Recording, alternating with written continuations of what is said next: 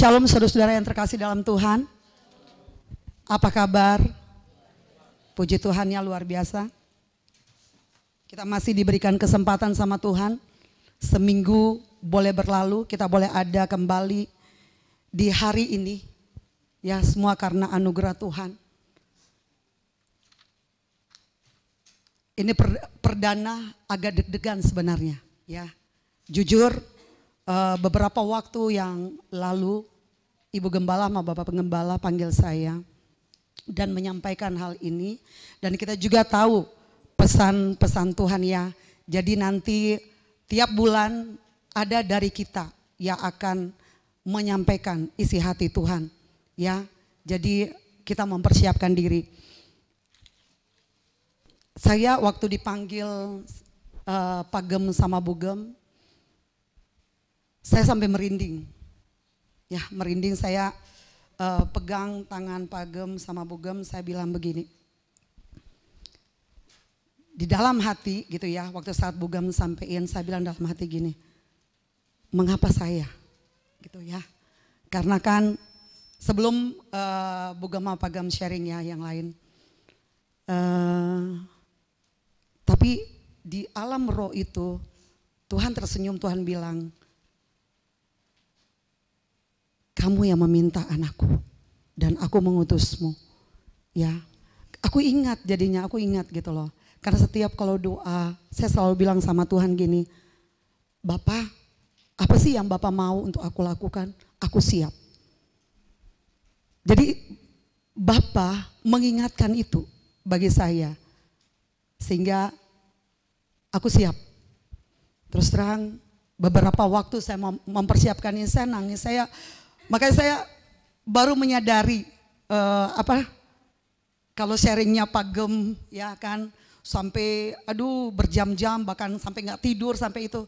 Saya ngalamin gitu loh. Saya ngalamin mempersiapkan ini, saya ngalamin, saya sampai bilangin sama Bapak, Bapak mau sampein apa gitu loh. Ya, saya nggak tahu saya mau nyampein apa gitu. Tapi akhirnya dibukain. Tapi ada 2 lembar sebenarnya, cuma 2 lembar. Tapi Bapak di surga bilang, pelajari anakku, pelajari. Tapi dikasih ayat-ayat firman-Nya dan saya buka, ya saya buka. Oke, itu kesaksian saya awal ketika Bu Gem sama Pak Gem menyampaikan apa pesan Tuhan ya. Dan saya percaya kita semua di sini ya, kita satu keluarga ya. Kita satu keluarga, kita ada di tempat ini, kita mau diajar, kita mau dididik, kita mau dibentuk oleh Tuhan. Dan kita juga mau ditegur oleh Tuhan. Ya, karena kita semua nggak ada yang sempurna. Bukan berarti yang berdiri di mimbar, oh udah sempurna, udah hebat, yang punya karunia, oh udah hebat. Kita ingat ya, berkali-kali Tuhan bilang, ya kan, jangan berbangga dengan karunia-karunia yang ada. Ya, karunia-karunia rohani yang ada padamu. Tapi berbanggalah ketika kita memiliki buah-buah roh. Ya, yang itu yang harus kita perjuangkan, yang itu yang harus kita kejar. Ya, karena saya percaya karunia rohani yang Tuhan percayakan bagi kita itu untuk membangun jemaat, ya, membangun orang lain. Bukan berarti untuk istilahnya mau jago-jagoan gitu loh, ya, mau tunjukin gitu, enggak, ya kan? Kita semua sama di hadapan Tuhan. Kita semua anak-anaknya, dan ingat Bapak bilang, aku mengasihimu. Ya, seringkali pesan-pesannya menyampaikan kepada kita bahwa Bapak sangat mengasihi kita. Kita sangat bersyukur ya. Hampir setiap kita ibadah selalu dan senantiasa Bapak memberi pesan. Kita bersyukur untuk hal ini. Oke, kita bersyukur.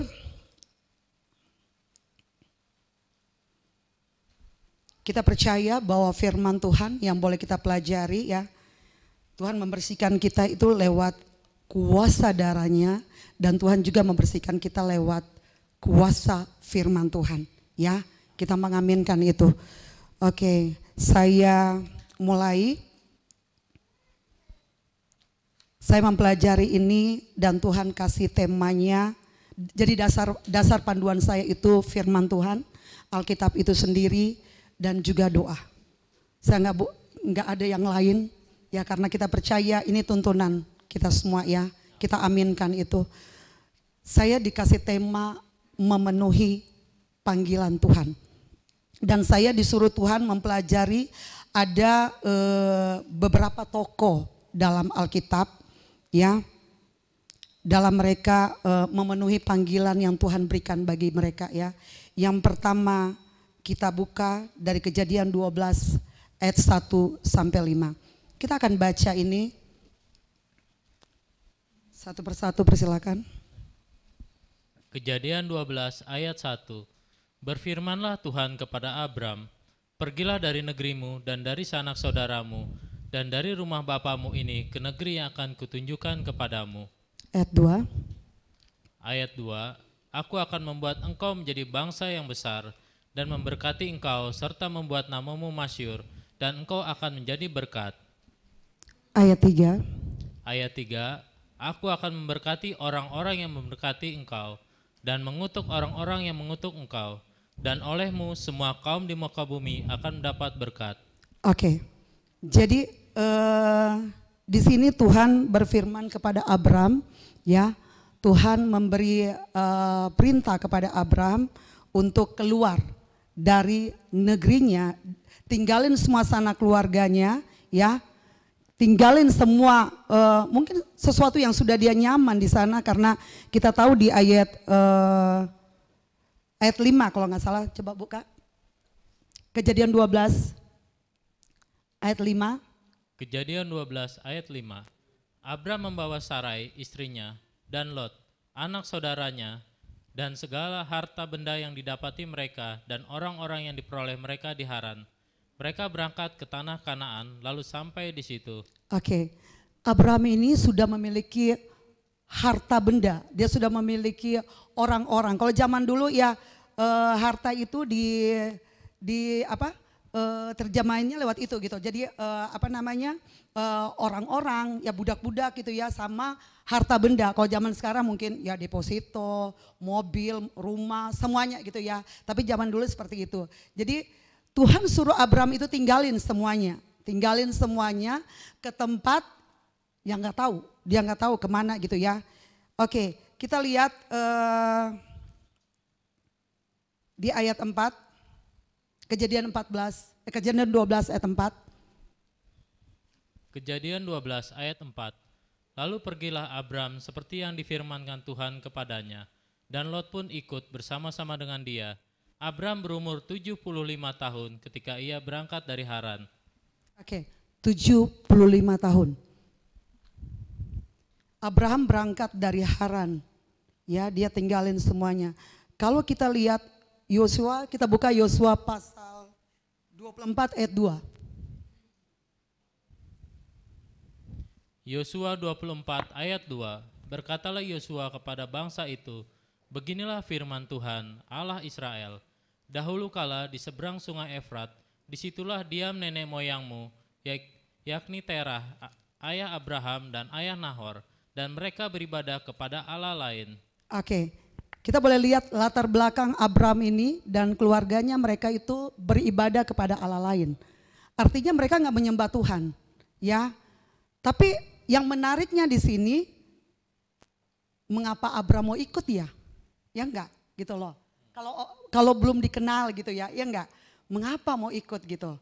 Ya kan dia menyembah Allah yang lain gitu loh kan. Keluarganya menyembah Allah yang lain. Dan juga saya coba renungkan, mengapa juga Tuhan pilih Abram ya? Kenapa enggak pilih, maksudnya kan ada si Nahor, ada Haran, ya kan, ada orang yang lain lah. Kenapa harus Abram gitu loh, ya kan? Saya coba renungkan itu dan saya dapat satu kesimpulan bahwa kalau mengapa Allah memilih, karena ya saya percaya itu kedaulatan Tuhan. Ya itu kan maunya Tuhan, kehendak Tuhan. Nggak bisa gitu loh maksudnya, Tuhan pilih aku deh Tuhan, aku mau ini, enggak gitu loh kan. Itu tergantung maunya Tuhan apa. Tapi yang menarik, saya coba pelajari kenapa Abram mau, ya kan, Tuhan pilih. Ya kan, kenapa Abram mau pergi gitu loh ya kan. Intinya dia udah nyaman di sana, Mungkin dia tinggalin pekerjaannya, dia tinggalin sohib-sohibnya, ya kan? Dia tinggalin juga ya sesuatu yang bikin menyenangkan hati dia lah. Bagaimana sih kalau memang kita dibawa dari sesuatu yang yang nyaman, ya kan? Keluar dari zona nyaman itu gitu loh kan? Saya coba renungkan itu dan Tuhan singkapkan itu. Mengapa Abraham tertarik ya, dia ikutin apa mau Tuhan itu. Kita buka Kejadian 11 ayat 30. Kejadian 11 ayat 30. Kejadian 11 ayat 30. Sarai itu mandul, tidak mempunyai anak. Oke. Karena Sarai itu mandul dan tidak mempunyai anak. Kita tahu Tuhan waktu kasih perintah ke Abraham, Tuhan bilang di ayat 2 tadi, baca lagi ayat 2. Kejadian 12 ayat 2. Kejadian 12 ayat 2. Berkatalah Yosua kepada seluruh bangsa itu, beginilah firman Tuhan Allah Israel. Kejadian 12 ayat 2. Itu benar. Saya lihat di sini soalnya ini benar. Kejadian 12 ayat 2. Aku akan membuat engkau menjadi bangsa yang besar dan memberkati engkau serta membuat namamu masyhur dan engkau akan menjadi berkat. Ya, aku akan membuat engkau menjadi bangsa yang besar. Itu janjinya Tuhan, ya enggak? Waktu dia terima itu, ya kan dia menyadari bahwa Sarai ini mandul, ya kan? Enggak punya anak, tiba-tiba ada pribadi seseorang gitu ya. Tuhan berfirman langsung bilang, aku akan membuat engkau menjadi bangsa yang besar. Tapi intinya kau keluar dulu, ya kan. Saya bersyukur banget, saya percaya itulah langkah iman dari seorang Abraham. Dan saya percaya bahwa ketika dia melakukan itu, saya mempelajari dia memiliki karakter yang taat. Ya, ketika dia dengar dan dia melakukan itu, berarti pribadi Abraham itulah pribadi yang memiliki ketaatan, ya kan? Dia percaya dan dia melakukan perintah itu, ya kan? Berapa banyak di sini kita semua ya anak-anak Tuhan, karena berkali-kali Tuhan ingatkan bahwa bau yang harum itu di hadapan Tuhan adalah bau ketaatan, ya, bau ketaatan. Mungkin gak jauh-jauh lah. Bagaimana dengan persekutuan pribadi kita dengan Tuhan, ya kan selama ini? Adakah kita berikan waktu yang spesial buat Tuhan? Dari 24 jam yang Tuhan kasih buat kita? Adakah kita mempunyai mezbah doa, ya, persekutuan pribadi dengan Tuhan? Atau jangan cuma di sini aja kita, wow, kayaknya luar biasa. Kita bergelora di sini gitu, tapi di rumah slow, ya kan? Apinya nggak ada gitu loh. Padahal kita menyembah persekutuan pribadi itu, kita pribadi, lepas pribadi dengan Tuhan. Mempercayai Allah yang tidak kelihatan, tapi kita mengimani itu di dalam hati kita. Bahwa dialah Allah yang menyelamatkan saya dan saudara sekalian. Taat. Saya mempelajari ini, itu ngajarin saya terus terang gitu loh. Saya dulu yang ditegur sama Tuhan. Dan saya berbagi, karena 2 lembar Tuhan kasih, tapi Tuhan suruh pelajari. Ya, ini sebenarnya salah satu toko yang Tuhan panggil ketika saya melayani.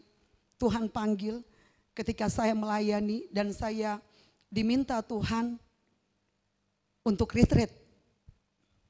Layani seperti Abraham. Ya, dia adalah pribadi yang taat. Kita terus pelajari bahwa saya baca ya tentang Abraham ini, dia juga memiliki karakter yang suka damai dan mengasihi saudara. Ya. Nanti kita lihat di Kejadian 13. Kita buka dulu dari ayat 5. Kejadian 13 ayat 5. Kejadian 13 ayat 5. Juga Lot yang ikut bersama-sama dengan Abram mempunyai domba dan lembu dan kemah. Oke, lanjut. Ayat 6. Tetapi negeri itu tidak cukup luas bagi mereka untuk diam bersama-sama, sebab harta milik mereka amat banyak, sehingga mereka tidak dapat diam bersama-sama. Oke, harta mereka itu sangat banyak ya. Mereka nggak bisa diam sama-sama. Lanjut. Ayat 7. Karena itu terjadilah perkelahian antara gembala Abram dan para gembala Lot. Waktu itu orang Kanaan dan orang Feris diam di negeri itu. Oke, terjadi perkelahian antara gembalanya Abram sama gembalanya Lot karena memperebutkan ini ya, wilayah ya, rumput ya kita ya, untuk kambing domba. Lanjut. Ayat 8. Maka berkatalah Abram kepada Lot, janganlah kiranya ada perkelahian antara aku dan engkau, dan antara para gembalaku dan para gembalamu, sebab kita ini kerabat. Haleluya. Ya, luar biasa ya. Seorang paman bisa ngomong kayak gitu loh sama anaknya. Biasanya kan kadang-kadang gitu loh kan, di luar sana, nggak ada di sini ya. Ya kan, om itu atau yang lebih tua merasa, gue harus dihormatin dong. Ya kan, kayak gitu-gitu ya. Atau kakak ya sama adik atau siapapun gitu loh kan. Tapi kita belajar di sini bahwa kita anak-anak yang mau diatur oleh Tuhan. Kita harus memiliki karakter seperti Abraham, karakter yang suka damai. Ya, lanjut ayat 9. Ayat 9. Bukankah seluruh negeri ini terbuka untuk engkau? Baiklah pisahkan dirimu daripadaku. Jika engkau ke kiri, maka aku akan ke kanan. Jika engkau ke kanan, maka aku ke kiri. Yes, 10. Ayat 10. Lalu Lot melayangkan pandangnya dan dilihatnya lah bahwa seluruh lembah Yordan banyak airnya, seperti taman Tuhan, seperti tanah Mesir, sampai ke Zoar. Hal itu terjadi sebelum Tuhan memusnahkan Sodom dan Gomora. Amin. 11. Ayat 11. Sebab itu Lot memilih baginya seluruh lembah Yordan itu, lalu ia berangkat ke sebelah timur dan mereka berpisah. Terakhir ayat 12. Ayat 12. Abram menetap di tanah Kanaan, tetapi Lot menetap di kota-kota lembah Yordan dan berkemah di dekat Sodom. Oke, kita lihat ya. Jadi Abraham itu dia suruh pilih malah, ponakannya yang milih gitu loh. Jadi bukan dia, ya kan. Kalau mau makan di zaman sekarang masih ada ya, orang tua yang lebih dulu deh. Biasanya juga kalau makannya, papa simpan papa, mama gitu loh kan. Atau kakak dulu gitu loh. Biasanya kadang suka gitu ya. Tapi Abraham ini enggak, ya kan. Dia suruh pilih. Ya si Lot pilih yang bagus lah, ya kan. Yang banyak air, ya kan, tahu buat ini. Jadi tapi Abraham bilang, kamu ke kiri, aku ke kanan. Ya kan, ini semua terlalu luas bagi kita. Dia suruh keponakannya pilih duluan. Luar biasa, dia seorang yang suka damai, ya. Nggak mau cari-cari keributan. Masalah-masalah sepele, jangan pernah menjadi masalah yang besar. Ya kan, kita belajar untuk memunculkan buah-buah roh seperti yang Tuhan mau. Amin. Oke. Yang ketiga, Abraham juga memiliki persekutuan dengan Tuhan ya. Dia punya mezbah. Kita udah berapa kali ya dengar khotbah ini. Kita buka Kejadian 12 ayat 7 sampai 8. Kejadian 12 ayat 7. Ketika itu Tuhan menampakkan diri kepada Abram dan berfirman, Aku akan memberikan negeri ini kepada keturunanmu. Maka didirikannya lah di situ mezbah bagi Tuhan yang telah menampakkan diri kepadanya. Ayat 8. Ayat 8. Kemudian ia pisah dari situ ke pegunungan di sebelah timur. Pindah. Timur ke Betel. Ia memasang kemahnya dengan Betel di sebelah barat dan Ai di sebelah timur. Lalu ia mendirikan di situ mezbah bagi Tuhan dan memanggil nama Tuhan. Ya. Kemanapun dia pindah, dia selalu bawa mezbah, ya kan? Dia selalu ada persekutuan sama Tuhan. Aku pas baca ini dan juga udah pernah dulu dengar khotbah Pak Gem ya. Tuhan pernah sampaikan melalui Pak Gem.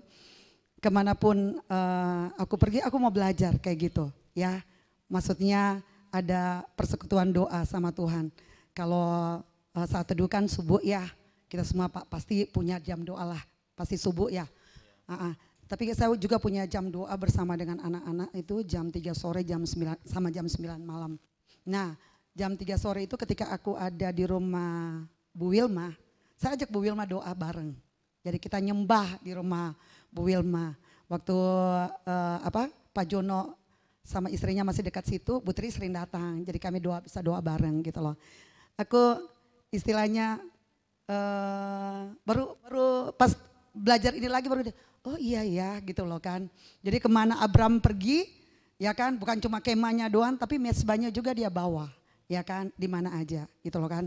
Bukan berarti mau tunjukin itu kan Tuhan tahu ya isi hati kita ya, nggak ada yang bisa disembunyiin di hadapan Tuhan. Itu kan istilahnya masalah rohani itu pribadi lepas pribadi kita dengan Tuhan ya kan. Orang mau ngomong apapun ya yang penting kita deh beres sama Tuhan ya enggak, kita lakukan itu karena kita tulus mengasihi Tuhan. Amin. Ya. Oke, kita buka lagi Kejadian 13 ayat 4 dan 18. Di sini juga dia mendirikan mezbah, memanggil nama Tuhan. Kejadian 13 ayat 4. Ke tempat mezbah yang dibuatnya dahulu di sana, disitulah Abram memanggil nama Tuhan. Ya. Ya, ini yang Kejadian 12 ayat 78. Dia sempat pergi ke Mesir soalnya. Jadi nggak ada mezbah di situ. Oke, di ayat 18. Kejadian 13 ayat 18. Sesudah itu Abram memindahkan kemahnya dan menetap di dekat pohon-pohon terbatin di Memre, dekat Hebron. Lalu didirikannya mezbah itu di situ bagi Tuhan. Didirikanlah mezbah itu di hadapan Tuhan. Satu lagi, Kejadian 21 ayat 33. Kejadian 21 ayat 33. Lalu Abraham menanam sebatang pohon tamariska di Beersheba dan memanggil di sana nama Tuhan, Allah yang kekal. Iya, dia menyembah Tuhan, dia memanggil nama Tuhan. Ya, jadi biarlah itu juga menjadi keadaan kita juga masing-masing. Jadi satu habit ya, kebiasaan kita, ya kan, bahwa kita suka dengan hadirat Tuhan, kita suka di mana aja kita bisa menyembah Tuhan, ya kan. Kita bisa menyembah Tuhan secara liturgis, kita juga bisa menyembah Tuhan secara korporat gini ya kan. Dan bisa juga sambil mungkin lagi nyuci piring ya kan. Ya kan, lagi masak ya kan, lagi di motor, di mobil, kita bisa nyembah Tuhan sambil nyanyi-nyanyi ya kan. Saya sangat ingat banget kalau mamakan saya jalan sama suami naik motor. Dia paling senang kalau saya nyanyi di belakang. Kalau saya udah nggak nyanyi, dia langsung, mak, kata dia gitu. Nyanyi, kata dia gitu. Ya udah saya nyanyi, saya nyembah gitu kan. Mungkin kalau memakan ada yang lewat, mungkin dia gini, itu ibu nyanyi kata gitu kan. Kenceng juga nyanyi, dia senang banget karena saya nggak tidur berarti kan. Kalau saya udah diem, itu dia udah colek-colek. Mak, jangan tidur, kata nyanyi lagi deh, kata dia gitu. Itu kayak gitu lah. Itu indahnya. Kalau di mobil kan nggak bisa pelukan, ya nggak. Ya, makanya bersyukur. Yang punya pasangan, maksudnya suami istri ya, bukan yang belum menikah. Yang belum menikah ya haram, masih haram ya. Yang sudah menikah, ya kan, punya motor itu jalan pelukan, jangan malu-malu, ya kan. Masih pacaran aja peluknya kenceng banget. Gila udah menikah jauhan, udah kayak apa aja. Jangan gitu loh. Saya sama suami dulu kaku. Papanya anak-anak itu kaku banget ya. Waktu itu pelukan dia agak gimana gitu. Aku tepuk langsung ini. Wih, istrinya meluk kok. Oh iya mak, kata dia gitu. Langsung dia gitu ya. Jadi mana aja ya pelukan, bisa ini mesra-mesra. Oh suami sendiri kok, ya enggak. Bukan suami orang, ya enggak. Ya semangat suami istri di sini. Amin. Iya. Oke. Kita lihat pribadi Abraham juga yang perlu kita teladani itu, Abraham itu suka menolong, ya kan? Ya, dia kita baca dulu di Kejadian 14 Kejadian 13 ayat 14 sampai 16. Kejadian 14 ayat 16. Kejadian 14 ayat 16. Dibawanya lah kembali segala harta benda itu. Saya salah. Ini di mana Abraham itu menolong Lot ketika Lot itu ditawan di Kedorlaomer sama Raja Kedorlaomer, ya. Dia ada di Sodom, dia kan tinggal, dia pilih Sodom ya. Jadi semua raja-raja yang itu serang mereka. Ya kan, jadi ini Lot ini kebawa sama, coba buka deh, kita sama-sama cari ya, sama-sama belajar ya. Saya ini terlewat ayatnya, nggak apa-apa ya, kita sama-sama belajar. Oke, kita coba ini 14, Kejadian pasal 14.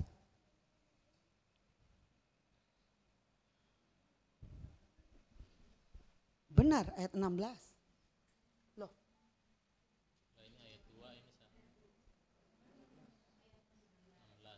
Iya, benar. Dibawanya kembali segala harta benda bersama Lot. Oke, benar ternyata. Sorry, saya kira saya salah. Oke, benar, baca. Kejadian 14 ayat 16. Dibawanya lah kembali segala harta benda itu, juga Lot, anak saudaranya itu, serta harta bendanya dibawanya kembali. Demikian juga perempuan-perempuan dan orang-orangnya. Oke, Abraham ini suka, ya maksudnya dia lihat saudaranya dalam keadaan susah, dia menolong saudaranya, ya kan? Berapa banyak dari diri kita di sini yang peduli dengan orang-orang di sekitar kita. Yang pertama Yerusalem kita, ya kan? Kadang kita juga berpikir ya, kalau aku tolong, terus aku gimana? Ya.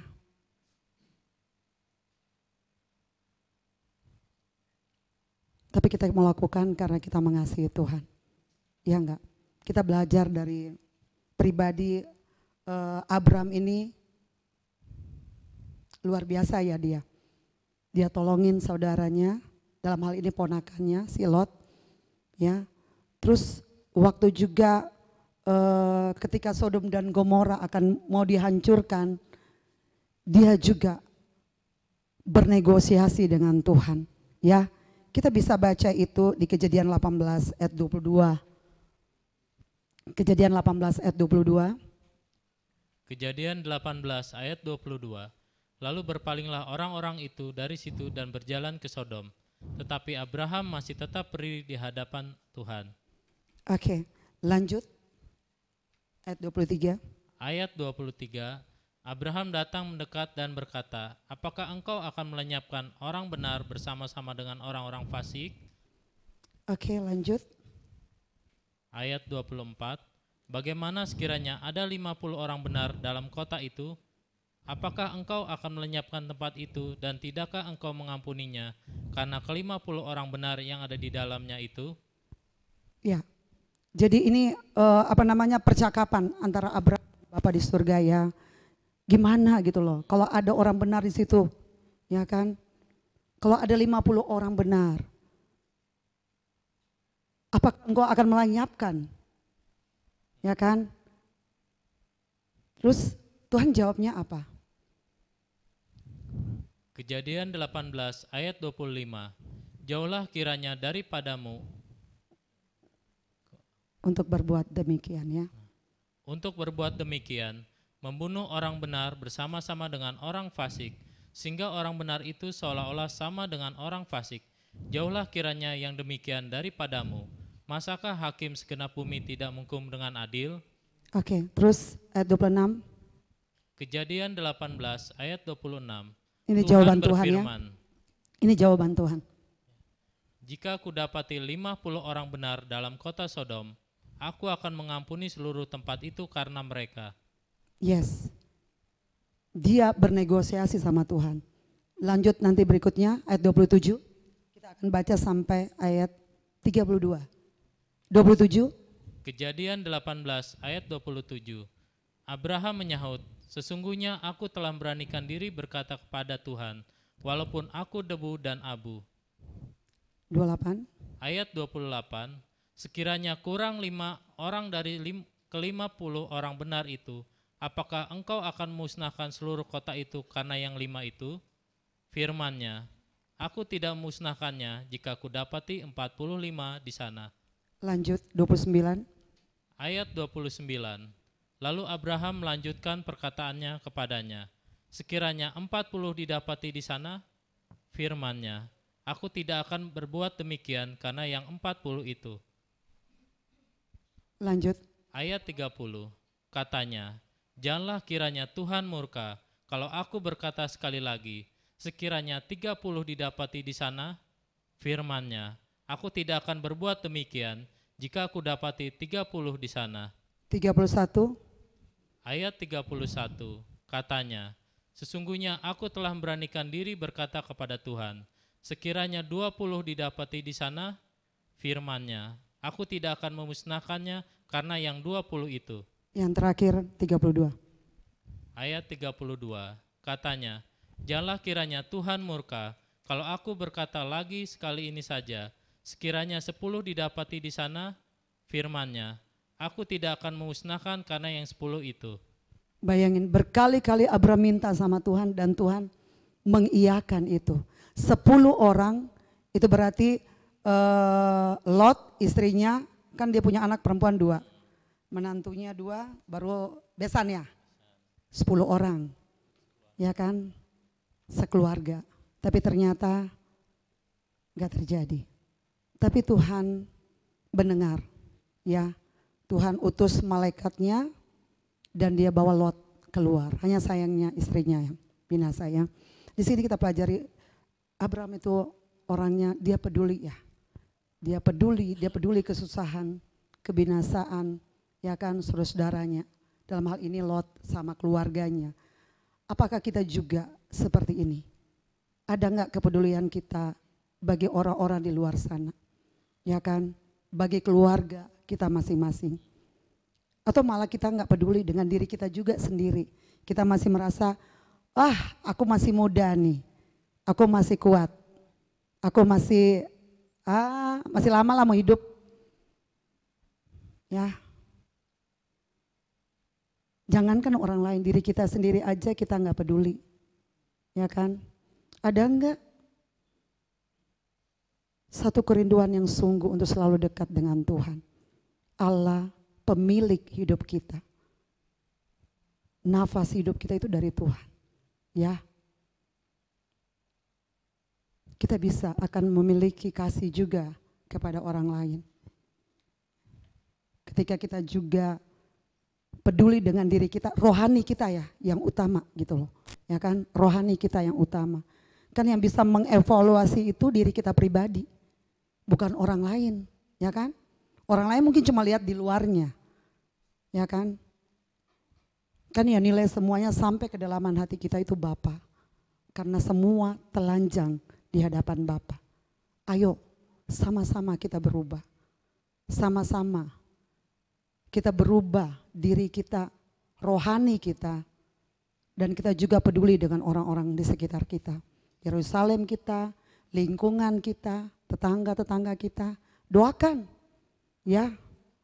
Mungkin kita nggak bisa untuk datang langsung ketok-ketok ke tetangga, Bu, Tuhan Yesus itu juru selamat loh, begini-gini gitu. Enggak, gitu kan. Tapi mulai dengan doa, ya kan.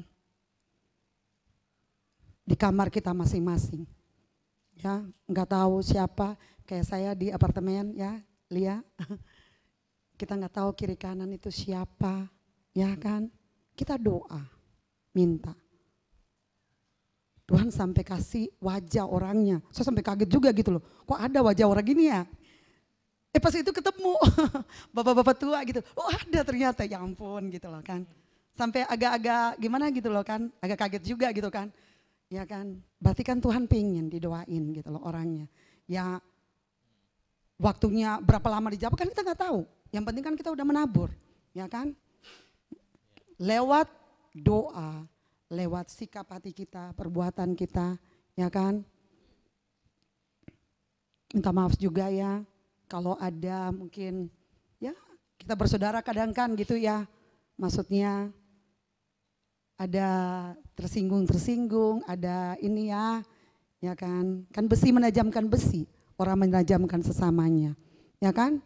Kalau banding, dia begini nih, kata gitu kan. Padahal di rumah begini nih, kata gitu, ya kan. Ya kita sama-sama mau belajar, ya enggak, ya kan. Menegur dengan kasih, ya kan, itu perlu. Amin. Kita saudara kan? Semua di sini saudara. Papa sama mama kita di Perancis.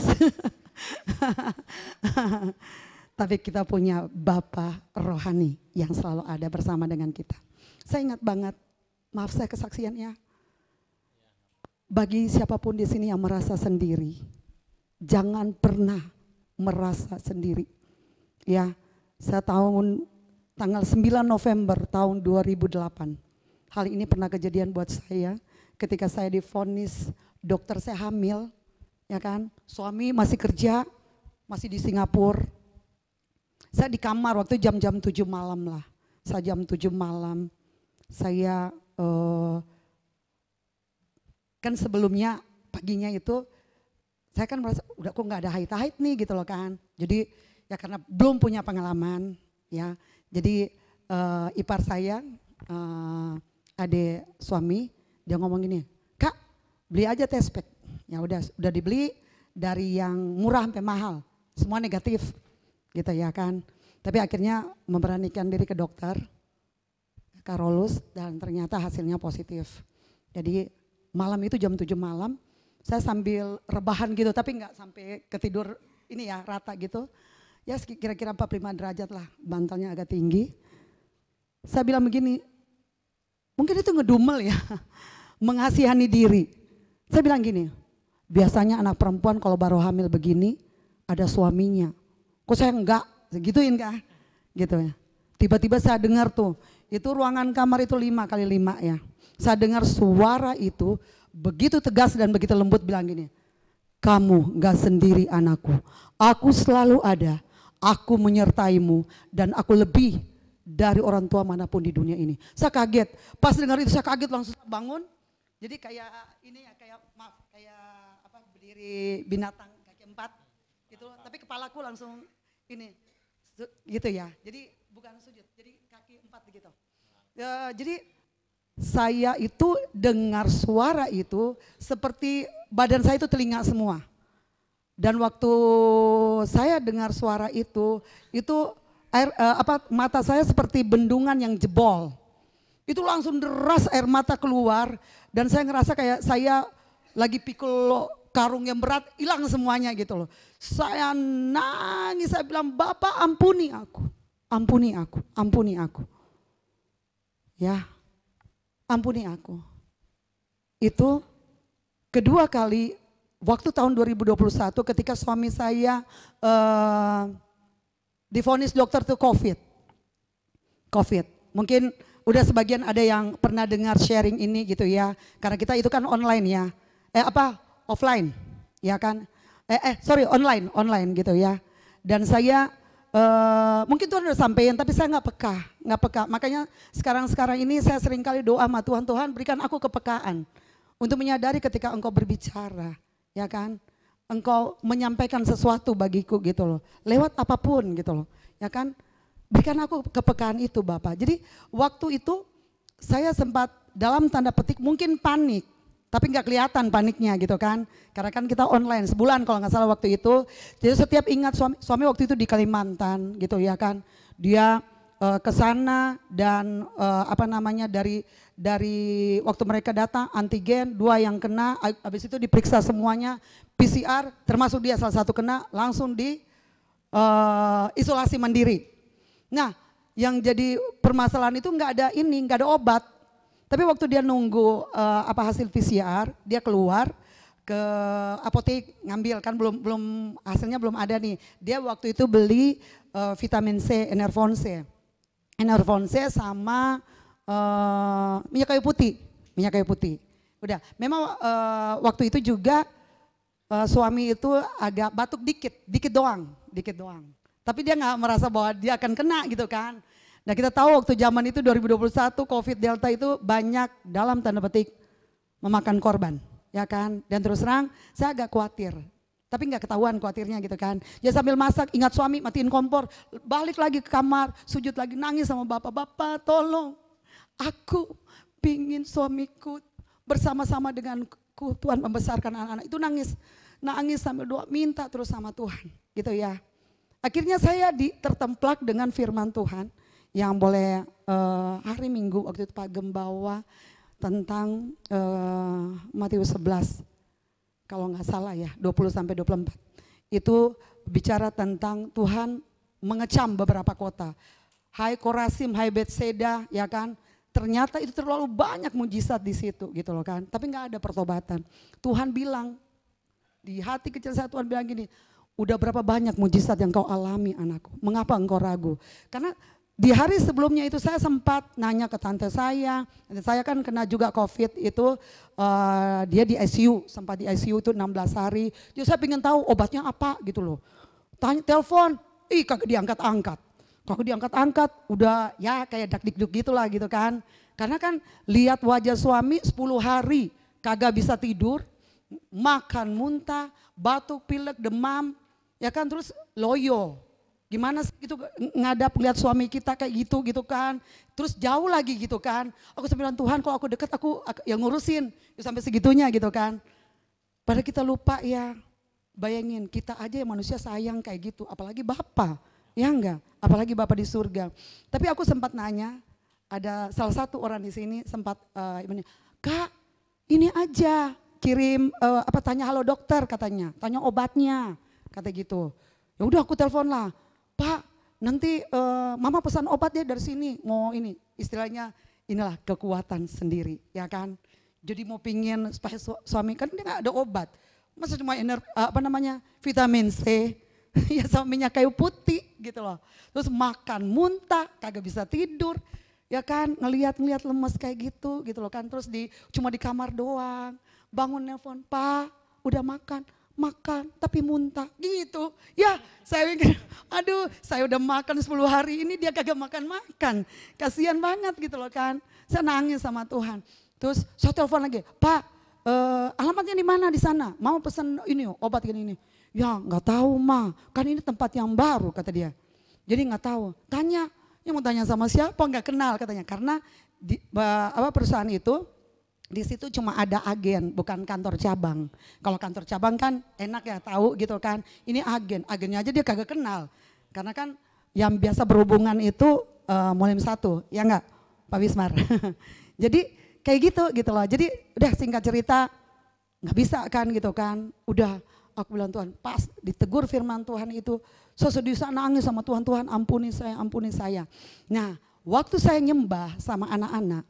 Ya, waktu saya nyembah lagi petik gitar gitu ya. Tiba-tiba saya lihat sosok bayangan di depan. Saya tahu itu bayangan hitam dan saya tahu itu laki-laki. Ya kan, waktu belum ngucapin firman ya. Tiba-tiba berkata gini, waktu lagi nyembah gitu, mata saya lagi main-main gitar gitu ya nyembah. Tiba-tiba pribadi itu bilang begini, Bapa di dunia tahu memberi yang baik buat anaknya. Saya tahu itu Bapa gitu loh. Apalagi aku, pas bilang aku itu muncul wajah Tuhan yang seperti kita lihat di gambar-gambar. Ya gitu, apalagi aku mengasihi kamu. Pas kamu itu nyentuh ke dada saya gini, itu kayak pecah air gitu semua itu. Kayak serpihan air gitu, itu pecah. Itu saya terguncang sambil lagi main gitar. Ya anak-anak udah ngerti lah kalau saya kayak gitu manifestasi kayak gitu kan. Saya nangis sejadi-jadinya karena saya Tuhan bawa untuk merasakan kasihnya. Kasih yang tanpa batas, kasih yang gak bisa saya ucapin deh. Betapa Tuhan itu mengasihi kita. Maka saya himbau di sini, jangan pernah merasa sendiri gitu loh. Jangan pernah merasa kita nggak ada siapa-siapa nih gitu. Jangan pernah merasa seperti itu. Karena Tuhan nggak mau kita punya perasaan seperti itu. Ya, kita nggak sendiri. Kita punya Bapa yang selalu mengasihi kita, yang selalu menemani kita. Ayo, karena dari situ kejadian itu tiba-tiba sorenya Pak Gem nelpon, ya kan media. Bilangin suami beli obat mah katanya gitu. Tiba-tiba kakaknya nelpon beli Dekadril. Terus aku telepon lah, Pak kata Pak Gem suruh beli obat mah, promah kayak gitu yang cair. Terus kata dia, ya bagaimana mau beli mah, orang kemarin saya suruh ada anak buah kadet itu kagak dateng. Si suami itu paling gak enak kalau nyuruh orang kagak datang, dia kan juga gak bisa keluar gitu loh kan, cuma lewat telepon gitu. Oh gitu ya, ya gimana Tuhan gitu ya. Tiba-tiba gak lama kemudian dia nelfon, "Ma, Mulim satu nanya," katanya. Wakilnya dia tanya, "Kep, saya mau keluar, mau pesan apa?" Gitu langsung gitu. Udah, dia belilah itu Dekadril sama Proma. Ya, itu obatnya dan itu sembuh, langsung beres semuanya. Semuanya beres gitu loh kan. Jadi Tuhan lagi bawa, Tuhan ngajarin bahwa kita nggak boleh merasa sendiri. Ya, kita nggak boleh merasa sendiri. Kita punya Bapa. Ya, biarpun di sini mungkin kita udah ada yang yatim piatu, nggak punya orang tua, ya kan. Ataupun juga masih punya orang tua tapi merasa sendiri, ya kan, alone, ya kan. Jangan ya, kita punya Bapa dan Tuhan mau itu kita merasakan kehadirannya. Panggil nama dia, ya. Ada kepedulian, ya. Ada kepedulian juga buat orang-orang di sekitar kita. Amin. Iya. Abraham juga dia melewati banyak proses ya. Kalau kita pelajari, dia begitu banyak mengalami proses. Dia mengalami proses kelaparan, ya. Kejadian 12 ayat 10, coba kita lihat. Kejadian 12 ayat 10. Ketika kelaparan timbul di negeri itu, pergilah Abram ke Mesir untuk tinggal di situ sebagai orang asing, sebab hebat kelaparan di negeri itu. Oke, dia mencari jalan keluar sendiri ya. Dia pergi ke Mesir. Padahal itu Mesir lambang kegelapannya. Dan di Mesir di sana tidak ada penyembahan dia. Tidak ada dia memanggil nama Tuhan di situ. Ya, sehingga dia kena masalah di sana gitu loh. Karena gara-gara Sarah, ya, Sarai istrinya, ya kan, sangat cantik, ya kan. Iya. Ya, jadi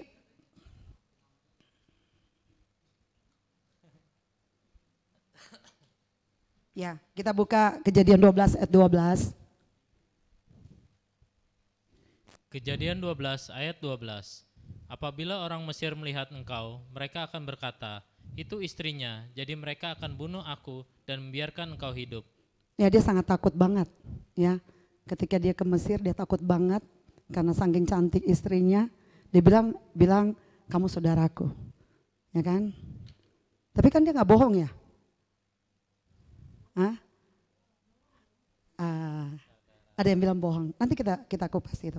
Oke, terus kita buka Kejadian 20. Kejadian 20 ayat 11 sampai 14. Ini masalah juga gara-gara Sarai, ya. Kejadian 20 ayat 11. Sampai 14. Oke. Nanti terjawab ya. Lalu Abraham berkata, "Aku berpikir, takut akan Allah tidak ada di tempat ini. Tentulah aku akan dibunuh karena istriku." Lanjut. Ayat 12. Lagi pula ia benar-benar saudaraku, anak ayahku, hanya bukan anak ibuku, tapi kemudian ia menjadi istriku. Oke. Jadi dia satu papa tapi lain ibu. Ya kan saudara ya. Ya kan gitu loh, tapi memang istrinya. Ya kan. Tapi karena saking cantik, ya kan. Dia nggak mau karena aku di sini kan nggak ada takut akan Tuhan, nggak ada tempat ini, makanya ya seperti itulah. Kayak di Mesir juga dia kayak gitu ya.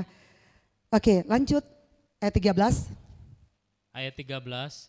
Ketika Allah menyuruh aku mengembara keluar dari rumah ayahku, berkatalah aku kepada istriku, "Tunjukkanlah kasihmu padaku, yakni katakanlah tentang aku di tiap-tiap tempat di mana kita tiba, ia saudaraku." Oke, yang terakhir 14. Ayat 14. Kemudian Abimelek mengambil kambing domba dan lembu sapi, hamba laki-laki dan perempuan, lalu memberikan semuanya itu kepada Abraham. Sarah, istri Abraham, juga dikembalikannya kepadanya. Ya, jadi itu dia ngalamin masalah-masalah gitu ya kan. Ya, tapi semua akhirnya diberesin sama Tuhan.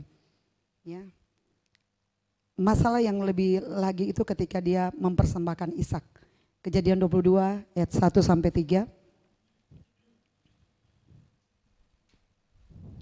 Kejadian 22 ayat 1. Setelah semuanya itu Allah mencoba Abraham. Ia berfirman kepadanya, Abraham. Lalu sautnya, ya Tuhan. Lanjut. Ayat 2, firman-Nya, ambillah anakmu yang tunggal itu yang engkau kasihi, yakni Ishak, pergilah ke tanah Moria dan persembahkanlah dia di sana sebagai korban bakaran pada salah satu gunung yang akan kukatakan padamu. Ayat 3. Ayat 3, keesokan harinya pagi-pagi bangunlah Abraham. Ia memasang pelana keledainya dan memanggil 2 orang bujangnya beserta Ishak anaknya. Ia membelah juga kayu untuk korban bakaran itu. Lalu berangkatlah ia dan pergi ke tempat yang dikatakan Allah kepadanya. Ya, dia mempersembahkan Ishak. Ya, dia langsung lakukan itu gitu loh. Karena dia mengasihi Tuhan. Ya, oke. Terakhir di Roma 4 ayat 18 sampai 22. Roma pasal 4 ayat 18. Roma 4 ayat 18. Sebab sekalipun tidak ada dasar untuk berharap, namun Abraham berharap juga dan percaya bahwa ia akan menjadi bapa banyak bangsa menurut yang telah difirmankan, demikianlah banyaknya nanti keturunanmu. Lanjut 19. Ayat 19. Imannya tidak menjadi lemah walaupun ia mengetahui bahwa tubuhnya sudah sangat lemah karena usianya telah kira-kira 100 tahun dan bahwa rahim Sarah telah tertutup. 20. Ayat 20, tetapi terhadap janji Allah ia tidak bimbang karena ketidakpercayaan, malah ia diperkuat dalam imannya dan ia memuliakan Allah. 21.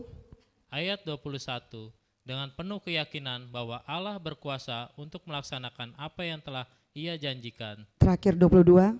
Ayat 22, karena itu hal ini diperhitungkan kepadanya sebagai kebenaran. Ya, jadi Abraham berharap, dia percaya akan semua janji Tuhan, dia nggak bimbang, ya, dia tetap gitu loh, meyakini itu semua akan terjadi bagi dia.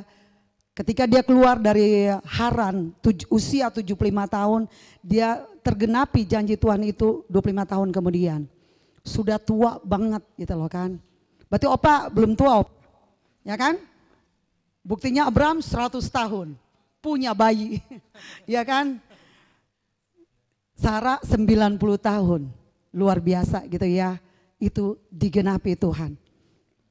Kita semangat semua di sini, ya. Abraham gak pernah bimbang, ya kan? Maju terus, ya kan? Maju terus, mengikuti semua perintah Tuhan, dia percaya, ya kan? Bahwa semua itu akan tergenapi dan itu tergenapi. Karena Allah yang kita sembah adalah Allah yang tidak pernah berdusta. Amin. Ya, kita pelajari lagi tentang Yosua. Kita buka Ulangan 3 ayat 28.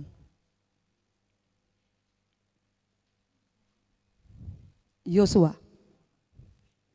Ulangan 3 ayat 28. Dan berilah perintah kepada Yosua, kuatkan dan teguhkanlah hatinya, sebab dialah yang akan menyeberang di depan bangsa ini, dan dialah yang akan memimpin mereka sampai mereka memiliki negeri yang akan kau lihat itu. Oke. Ini tokoh-tokoh yang Tuhan suruh aku pelajari. Dan aku dituntun untuk pelajari ya anakku ya. Gitu. Jadi udah aku catat ya kan. Dan itu cukup lumayan.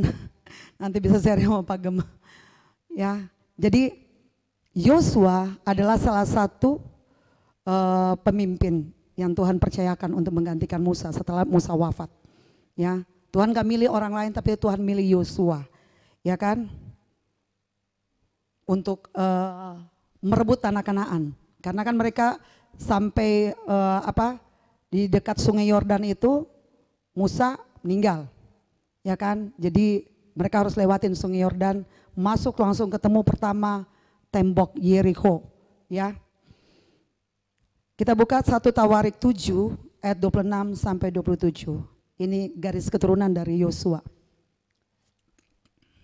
1 Tawarik 7 ayat 26. Dan anak orang ini ialah Ladan, dan anak orang ini ialah Amihud, dan anak orang ini ialah Elisama. 27. Ayat 27. Dan anak orang ini ialah Nun, dan anak orang ini ialah Yosua. Oke. Bilangan 13 ayat 8.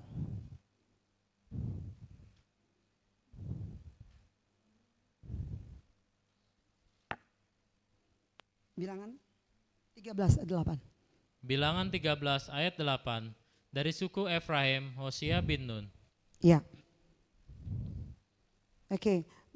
Yosua ini dia adalah salah satu dari 12 orang yang disuruh Musa untuk mengintai tanah Kanaan, ya. Bilangan 13 ayat 1 sampai 3. Bilangan 13 ayat 1. Tuhan berfirman kepada Musa. Ayat 2. Suruhlah beberapa orang mengintai tanah Kanaan yang akan kuberikan pada orang Israel. Dari setiap suku nenek moyang mereka haruslah kau suruh seorang. Semuanya pemimpin-pemimpin di antara mereka. Ayat 3. Ayat 3.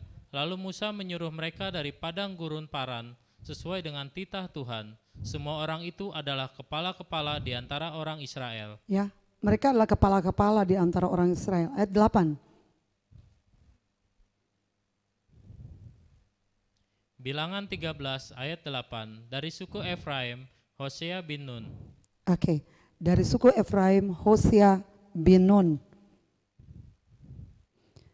Oke, Yosua ini adalah pribadi yang mengikuti Tuhan dengan sepenuh hatinya. Kita buka Bilangan 32 ayat 12. Ini salah satu karakter sesuatu yang perlu kita tiru dari Yosua ini. Bilangan 32 ayat 12. Bilangan 32 ayat 12.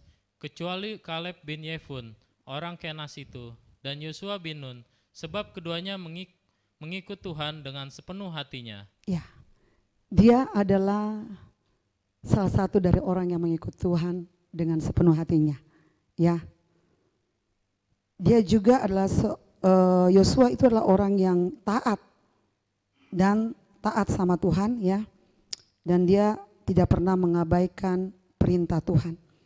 Ya, ketika Tuhan suruh, kita coba lihat ya, kita nggak usah baca Yosua pasal 1 itu, ya, itu judul perikopnya itu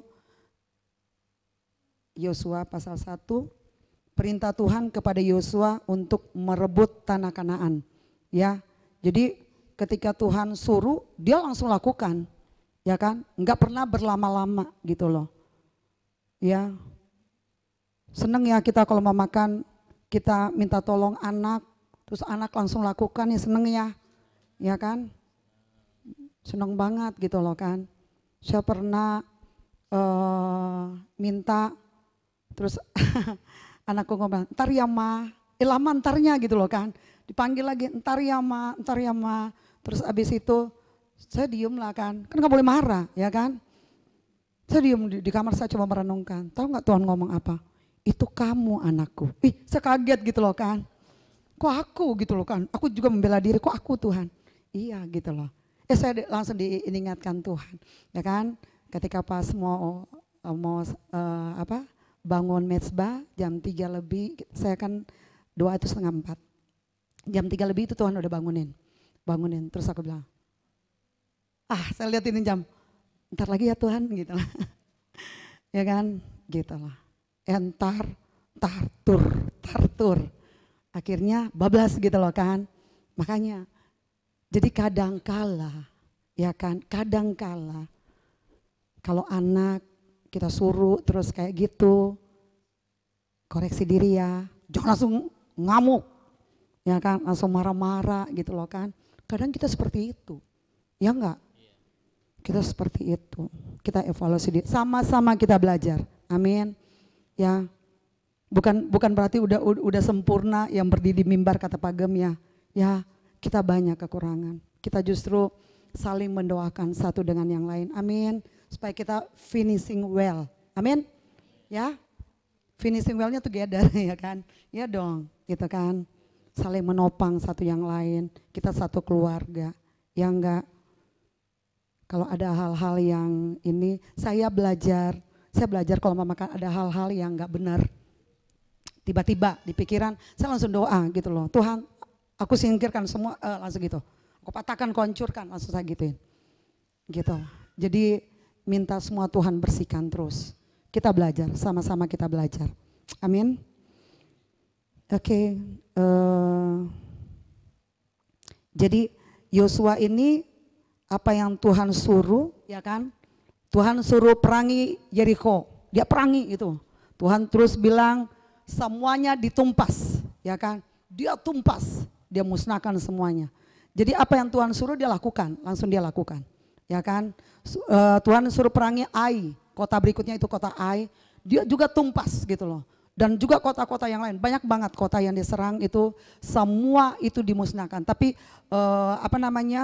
emas, perak itu dikhususkan untuk rumah Tuhan. Emang Tuhan suruh seperti itu. Dan saya belajar bahwa Yosua ini orang yang taat kepada Tuhan, ya, taat kepada Tuhan, ya. Balik lagi sama kayak Abraham, taat kepada Tuhan, ya. Kita juga harus taat kepada Tuhan. Oke. Dan dia nggak mengabaikan semua perintah Tuhan. Kita lihat Yosua 11 ayat 15. Yosua 11 ayat 15. Yosua 11 ayat 15. Seperti yang diperintahkan Tuhan kepada Musa hambanya itu, demikianlah diperintahkan Musa pada Yosua, dan seperti itulah dilakukan Yosua. Tidak ada sesuatu yang diabaikannya dari segala yang diperintahkan Tuhan kepada Musa. Tidak ada sesuatu apapun yang diabaikannya. Ya, dia lakukan. Ya, dia lakukan. Oke, kita belajar lagi. Yosua itu adalah pribadi yang menghargai kehadiran Allah yang kudus. Ya, Yosua pasal 3 ayat 5. Yosua 3 ayat 5. Berkatalah Yosua kepada bangsa itu, kuduskanlah dirimu, sebab besok Tuhan akan melakukan perbuatan yang ajaib di antara kamu. Oke, ya, menghadap Tuhan itu harus dengan kekudusan, ya enggak sembarangan. Makanya kita perlu sama-sama kita belajar, ya, sama-sama lewat setiap firman, setiap kebenaran kita pelajari. Kita minta Roh Kudus singkapkan semua. Allah itu kudus. Tuhan bilang Allah itu roh, barang siapa menyembah dia, menyembah dalam roh dan kebenaran. Ya kan? Dalam kekudusan kita menghampiri Tuhan. Karena gak ada satupun yang bisa berhadapan dengan Tuhan kalau gak kudus. Ya kan? Kita juga, kita minta Tuhan bersihkan terus kita hari lepas hari. Hati kita, pikiran kita dari semua kecemaran-kecemaran. Ya, makanya luar biasa ya Yosua ini, dan dia juga adalah seorang pribadi yang membawa pengaruh yang sangat baik, ya kan? Kita buka Yosua 24 ayat 14 dan 15.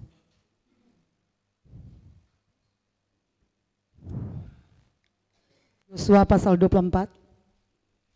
Yosua 24 ayat 14. Oleh sebab itu, takutlah akan Tuhan dan beribadahlah padanya dengan tulus ikhlas dan setia. Jauhkanlah Allah yang kepadanya nenek moyangmu telah beribadah di seberang sungai Efrat dan di Mesir, dan beribadahlah kepada Tuhan. Ayat 15. Ayat 15. Tetapi jika kamu anggap tidak baik untuk beribadah pada Tuhan, pilihlah pada hari ini kepada siapa kamu akan beribadah. Allah yang kepadanya nenek moyangmu beribadah di seberang sungai Efrat, atau Allah orang Amori yang negerinya kamu diami ini. Tetapi aku dan sisi rumahku, kami akan beribadah kepada Tuhan. Ya, dia kasih tahu ya. Ini sebenarnya kata-kata udah mau perpisahan dia di masa tuanya dia panggil semua orang Israel. Dia katakan tentang kehebatannya Tuhan di pasal 24 ini ya. Dan terakhir, kenapa saya bilang dia pribadi yang membawa pengaruh yang sangat baik. Pasal ayat 31 yang terakhir. Yosua 24 ayat 31. Yosua 24 ayat 31.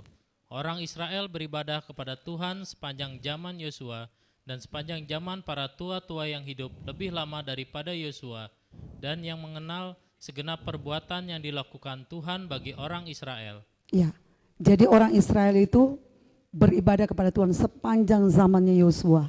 Dia membawa suatu pengaruh yang sangat baik, ya kan? Kita juga di sini kita semua membawa pengaruh yang baik, ya kan? Bukan pengaruh-pengaruh yang tidak baik, ya kan? Tuhan berkali-kali bilang jangan perkatakan hal-hal yang baik keluar dari mulut bibir kita, gitu ya.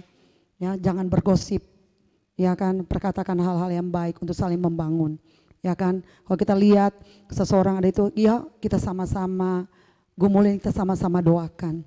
Ya kan, kita satu keluarga sama-sama kita maju mengiring Tuhan sampai akhir hidup kita. Kita nggak tahu batas waktu yang Tuhan kasih, ya enggak? Kita sama-sama berjuang. Dan yang terakhir tentang Yosua itu, dia karakter pribadi yang suka berlama-lama dalam hadirat Tuhan. Keluaran 33 ayat 7 sampai 11. Keluaran 33 ayat 7.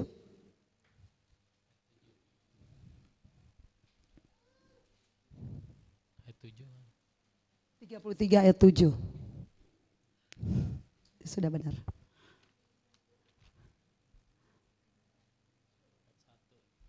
Ayat 7.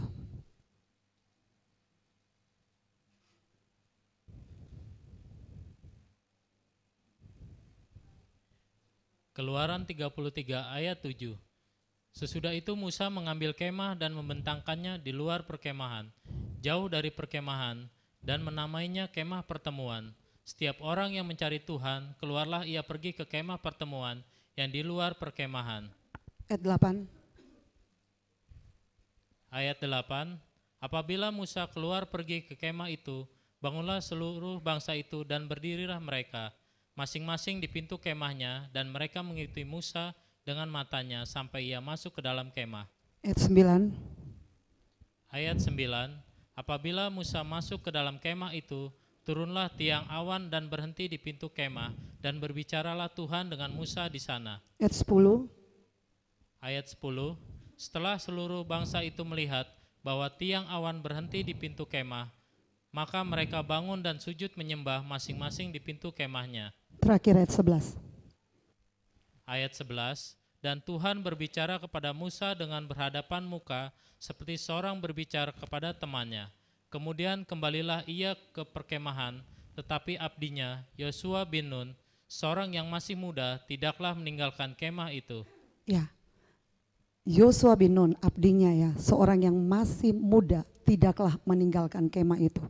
Ya, dia masih betah berlama-lama di situ. Berapa banyak dari kita yang memiliki kerinduan seperti ini, mau betah-betah sama Tuhan, berlama-lama sama Tuhan.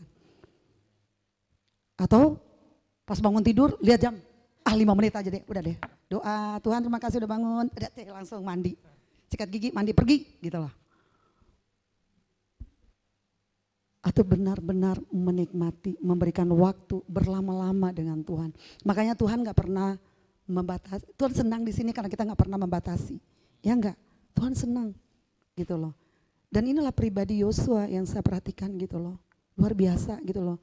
Dia, Musa udah keluar, udah selesai ngomong sama Tuhan, dia masih gak meninggalkan kemah itu.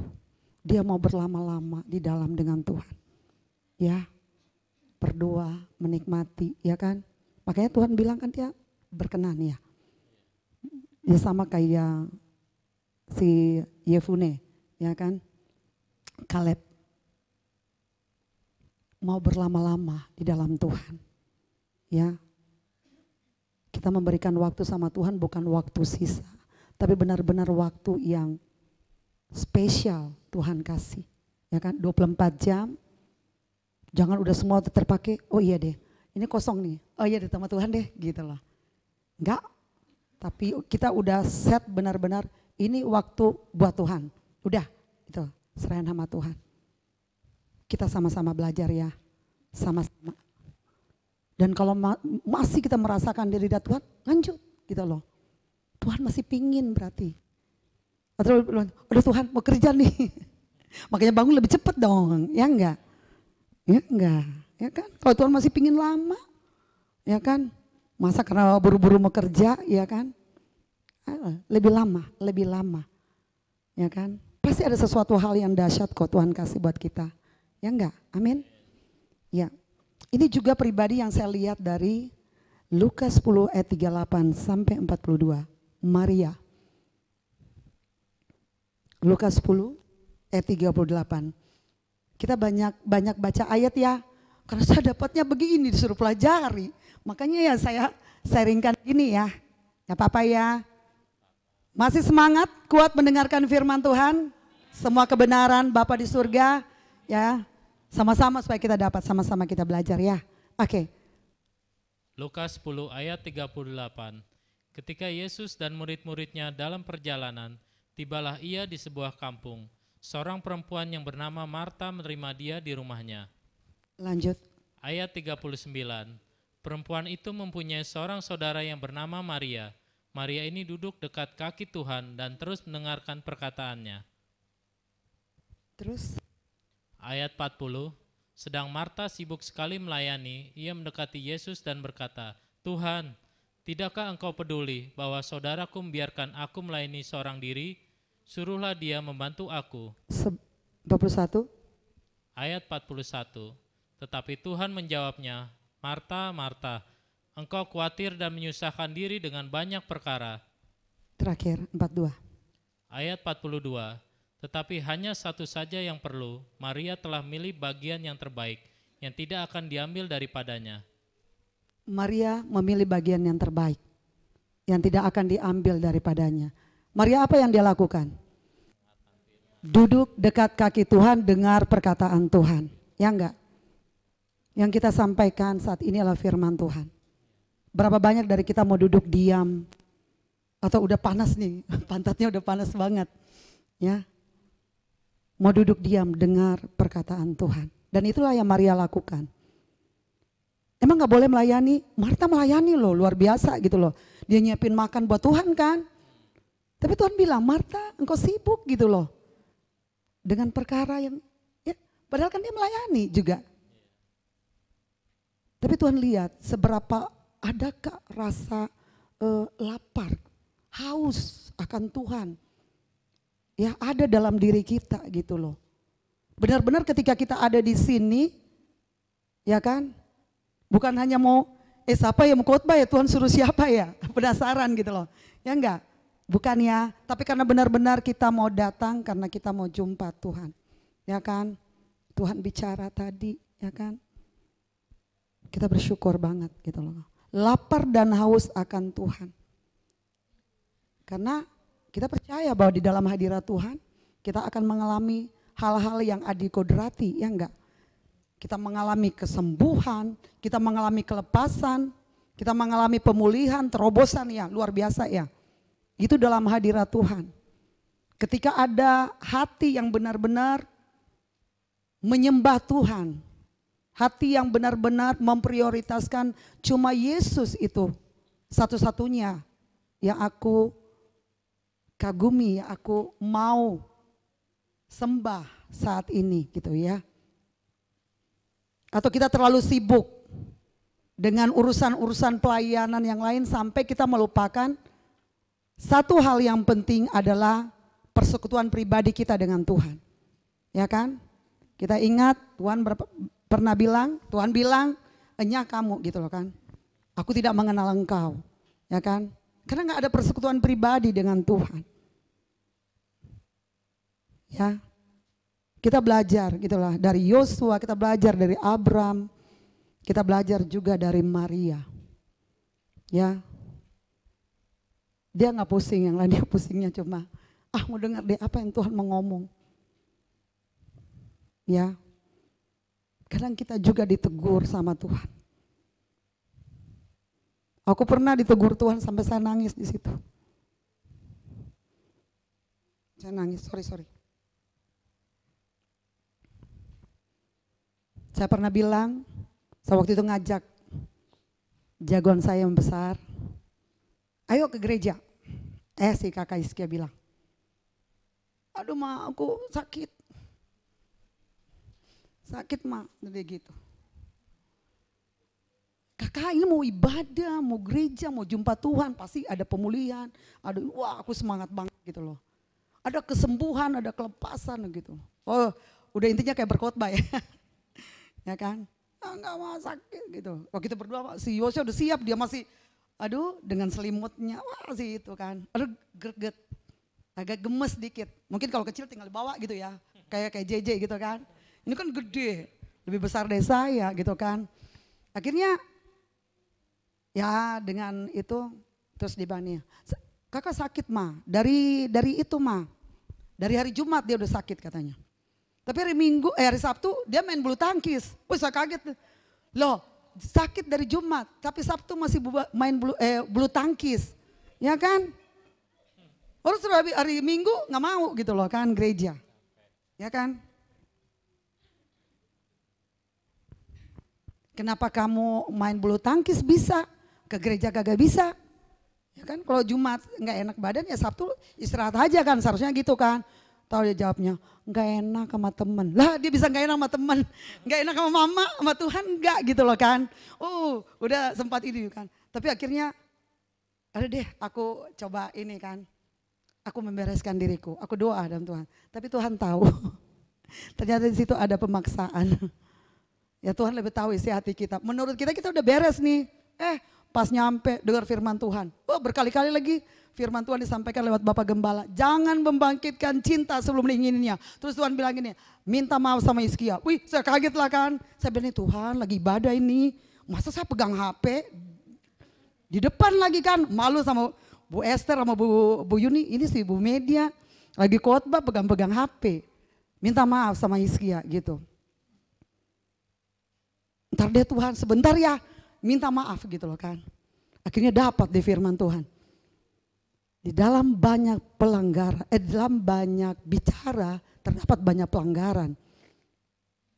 Lebih baik apa? Diam ya.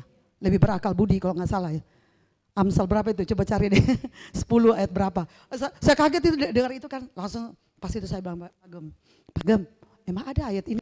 Kata Pak Gem, ada di Amsal. Tapi Amsal berapa gitu loh kan. Ya. Jadi akhirnya saya langsung ambil HP, saya langsung buka HP gitu kan. Langsung saya minta maaf sama Hizkia.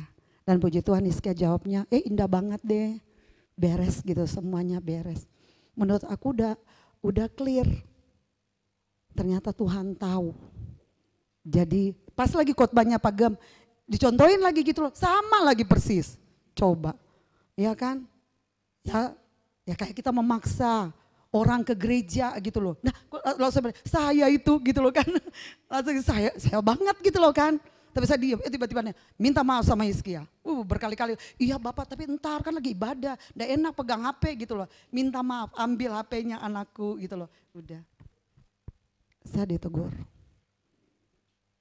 Emang Tuhan gak sayang? Tuhan sayang kita. Jadi bersyukur. Kalau ditegur itu bersyukur, ya kan? Kita bukan anak-anak yang gampangan, ya. Barang siapa kukasihi, kutegur dan kuhajar. Relakanlah hatimu dan bertobatlah, ya enggak? Kita evaluasi diri kita sendiri, ya. Punya anak, sama-sama kita belajar ya. Bukan istilahnya kita sama-sama gitu loh. Ada pengalaman pribadi kita bisa sharing, saling menguatkan satu dengan yang lain. Ya kan? Karena jujur, mungkin kita bisa bilang,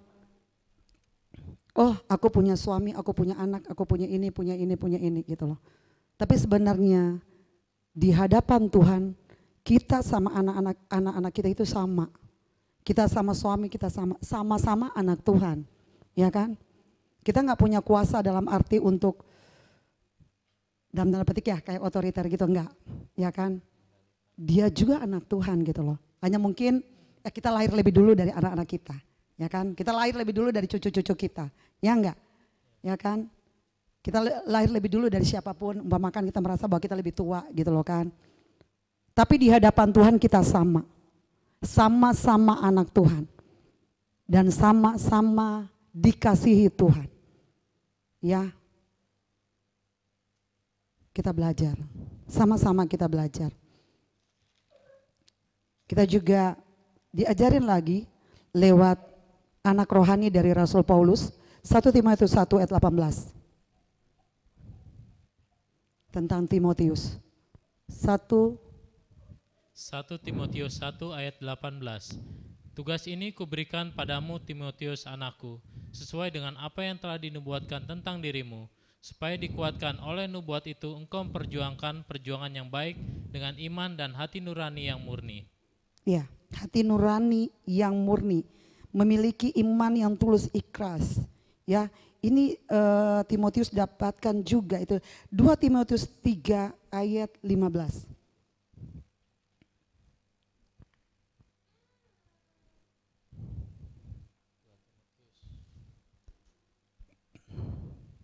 Dua Timotius 3 ayat 15. Ingatlah juga bahwa dari kecil engkau sudah mengenal kitab suci yang dapat memberi hikmat padamu dan menuntun engkau kepada keselamatan oleh iman kepada Kristus Yesus. Jadi dari kecil Timotius ini sudah dituntun, ya. Dia punya mama, punya nenek itu bahwa dia itu beriman kepada Tuhan Yesus. Kita di sini sebagai orang tua, ya, sebagai mama, sebagai papa, sebagai oma, sebagai opa, sebagai tante dan om, ya. Apakah kita mengajarkan anak-anak di bawah kita, cucu-cucu di bawah kita untuk beriman kepada Tuhan Yesus, ya? Atau kita santai-santai aja? Waktu Tuhan kasih, pergunakan dengan sebaik-baiknya untuk hal-hal yang rohani, hal-hal yang bermanfaat bagi Tuhan. Jangan sibuk untuk hal-hal yang jasmani, yang fana, ya. Semua yang kita pandang di dunia ini, satu saat itu nggak akan ada. Siapapun itu, suami, anak, orang tua, kakak, adik, selama Tuhan masih kasih nafas hidup, ayo sama-sama kita belajar, mengajarkan anak-anak kita, mengajarkan cucu-cucu kita atau saudara-saudara kita tentang beriman kepada Yesus. Kita bersaksi tentang apa yang Tuhan sudah kerjakan dalam hidup kita, ya. Jangan malu. Ini salah satu pesan Rasul Paulus kepada Timotius, ya. 2 Timotius 1 ayat 8. 2 Timotius 1 ayat 8. Jadi janganlah malu bersaksi tentang Tuhan kita, dan janganlah malu karena aku seorang hukuman karena Dia, melainkan ikutlah menderita bagi Injilnya oleh kekuatan Allah. Ya, jangan malu gitu loh. Ajarkan, ya, bersaksi apa yang sudah Tuhan buat bagi kita, supaya orang-orang lain juga bisa mengalami, mereka juga bisa melihat keberadaan Tuhan dalam diri kita, ya. Lewat juga perbuatan kita, orang juga bisa melihat karya Tuhan terjadi bagi kita. Jangan sampai kita cuma, ya itu kayak orang dunia, ya, bangun, tidur, makan, minum, kawin, ngawin, udah sekolahin anak, kayak gitu-gitu terus gitu. Begitu polanya, terus kayak gitu polanya. Tapi kita ada sesuatu hal yang beda. Kita anak-anak Tuhan, kita ditempatkan di dunia ini, lihat kayak Timotius, ya, luar biasa, ya. Imannya yang tulus, ikhlas, iman yang murni itu terlihat dari mamanya, dari omanya, ya enggak? Apakah kita seperti ini? Itu kembali lagi ke diri kita masing-masing. Kepada ponakan-ponakan, ya, cucu-cucu, saudara-saudara, kita merasa kita yang sudah mengenal Tuhan, kita bisa cerita, ya kan, sharing tentang semua kebaikan Tuhan, sehingga orang itu boleh mengalami, oh Tuhan Yesus kayak gitu, ya. Dan kita doakan,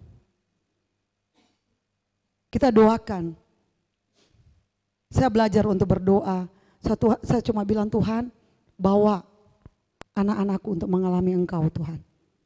Ya, saya juga dan suami bawa untuk mengalami Engkau, Tuhan. Bawa semua orang-orang di sekitarku untuk mengalami Engkau, Tuhan. Jangan malu katanya, jangan malu bersaksi tentang Tuhan. Ya Tuhan bilang, barang siapa malu mengakuiku di hadapan manusia, aku juga, kata Tuhan bilang. Serem banget kan? Bahkan mengakui di hadapan Bapa dan para malaikatnya. Jangan malu. Ya, waktu masih Tuhan beri, masih bergulir sampai saat ini. 2 Timotius 1 ayat 6, nasihat untuk selalu berkobar-kobar, ya, dalam pelayanan, ya kan, mengorbankan karunia Allah yang ada padamu, ya, berkobar-kobar, bergelora, ya, dalam melayani, ya, jangan suam, minta terus. Roh Kudus itu ada dalam diri kita semua. Amin. Amin. Ketika kita diselamatkan, Roh Kudus itu ada. Tapi pertanyaannya, apakah kita memberi Roh itu makan, ya? Karena Roh itu perlu makan lewat firman kebenaran. Seperti kita makan jasmani.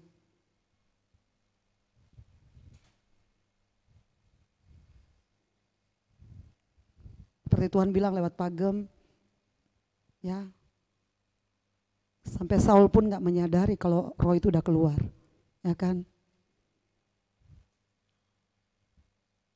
Bukan berarti maaf kata orang yang teriak-teriak gitu, ya kan, karena Tuhan yang bisa melihat semuanya, ya kan. Atau orang cuma diam-diam, gak ada rohnya, enggak. Ingat gak kesaksian yang waktu pagem cerita, ya kan, waktu hamba Tuhan orang Korea ya, dia lagi khotbah, lihat Tuhan bawa mahkota, mikir buat dia ternyata buat encim-encim, ya kan. Tuhan yang lihat kita masing-masing di sini, nggak ada yang tersembunyi di hadapan Tuhan. Amin. Biarlah kita berkobar-kobar melayani Tuhan, penuh semangat untuk melayani Tuhan. Masih diberikan waktu, semangat. Saya senang lihat Bu Esther. Saya berapa kali selalu lihat kalau video saya nonton, beliau semangat nari buat Tuhan. Ya, luar biasa. Luar biasa. Oke. Saya juga dapat satu, ini terakhir ini, Rasul Paulus. Ya, kita buka 1 Timotius 1 ayat 13. 1 Timotius 1 ayat 13.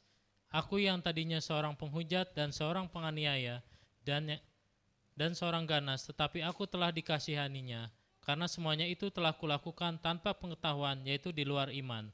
Ya, kita tahu masa lalu Rasul Paulus itu seperti itu ya. Tapi luar biasa Tuhan pakai dia.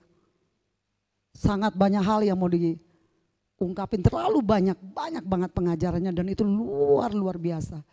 Pengalaman rohaninya luar biasa. Tapi ada satu hal yang kita mau pelajari sama-sama, Galatia 2 ayat 11 sampai 14. Ini saya tertarik dengan satu ini gitu. Galatia 2 ayat 11 sampai 14.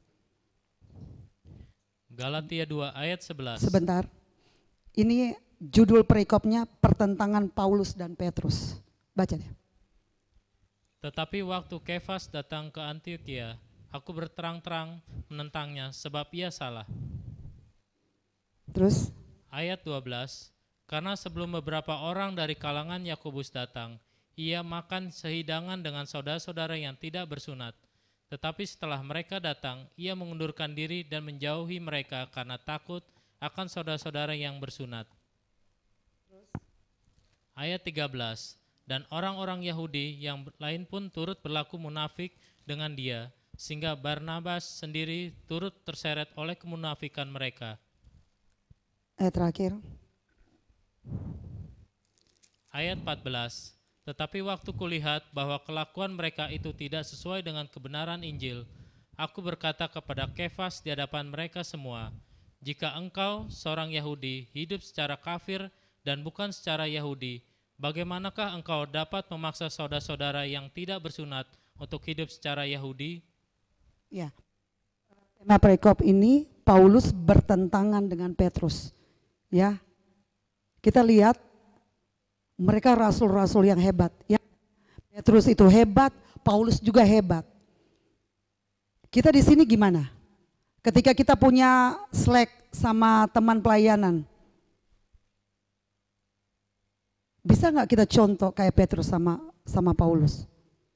Ya, mereka hebat dua-duanya, tetap ya mengabarkan Injil Tuhan dipermuliakan lewat hidup mereka. Nggak langsung mandek gitu loh kan. Ini banyak banget dalam pelayanan itu ketika bertentangan, nggak mau deh aku melayani. Nggak level, ya kan kayak gitu-gitu ya. Ada yang kayak gitu ya. Tapi nggak ada di sini. Jangan sampai ada di sini ya. Kita sama-sama melayani satu Tuhan. Ya, biasa kalau ada masalah, ada pergumulan biasa. Komunikasi dong, ya enggak? Bicarakan baik-baik, ya kan? Makanya dibilangin apa? Menyelipkan ego, ya kan? Kayak Yohanes Pembaptis bilang, biarlah dia makin besar dan aku makin kecil. Harusnya itu, gitu ya. Petrus dia menebatkan 3.000 orang. Paulus gitu, luar biasa Tuhan pakai, ya kan? Kita juga gitu. Tetap berkobar-kobar, tetap semangat untuk melayani Tuhan. Ya, kita semua di sini dipilih Tuhan, amin. Kita percaya itu, amin. Ya, kita meyakini itu semua dalam hidup kita. Biarlah dari beberapa tokoh ini yang Tuhan ajarkan, kita belajar. Kita belajar semua dari karakter mereka, dari kehidupan mereka, dari semua pergumulan, masalah yang boleh mereka alami. Kita semua belajar. Mereka bisa melewati semua. Ya, biarpun ada masalah, biarpun ada pertentangan, mereka tetap maju untuk melayani Tuhan, mengasihi Tuhan, maju dalam Tuhan.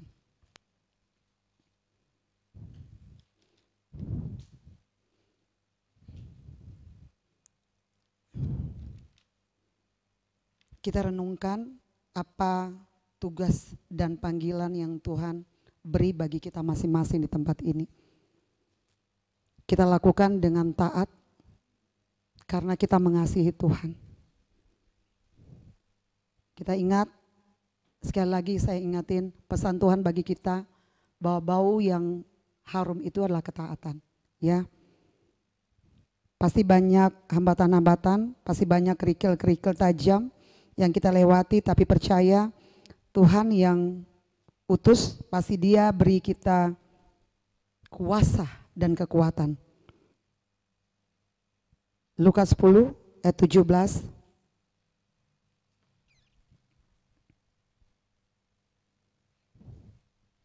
Lukas 10 ayat 17. Kemudian ke-70 murid itu kembali dengan gembira dan berkata, Tuhan, juga setan-setan takluk kepada kami demi nama-Mu. Kita baca ini sampai ayat 20, 18. Ayat 18. Lalu kata Yesus kepada mereka, Aku melihat iblis jatuh seperti kilat dari langit. Terus Ayat 19. Sesungguhnya aku telah memberikan kuasa kepada kamu untuk menginjak ular dan kalajengking dan kuasa untuk menahan kekuatan musuh, sehingga tidak ada yang akan membahayakan kamu. terakhir 20. Ayat 20. Namun demikian janganlah bersukacita karena roh-roh itu takluk kepadamu, tetapi bersukacitalah karena namamu ada terdaftar di sorga. Amin. Ya, ini pelayanan 70 murid yang Tuhan utus, mereka sangat senang banget, ya kan? Kita percaya bahwa Roh Kudus yang Tuhan berikan kepada kita akan memampukan untuk mengalahkan segala sesuatu. Ya, karena Tuhan sudah menyelesaikan, mengalahkan juga segala sesuatu, ya enggak, di atas Kalvari. Amin. Tuhan juga merancang kita kan bukan untuk menyelesaikan masalah, Tapi Tuhan merancang kita menghadapi masalah bersama Tuhan dan di situ kita menang. Kita buka Yakobus 4 ayat 14.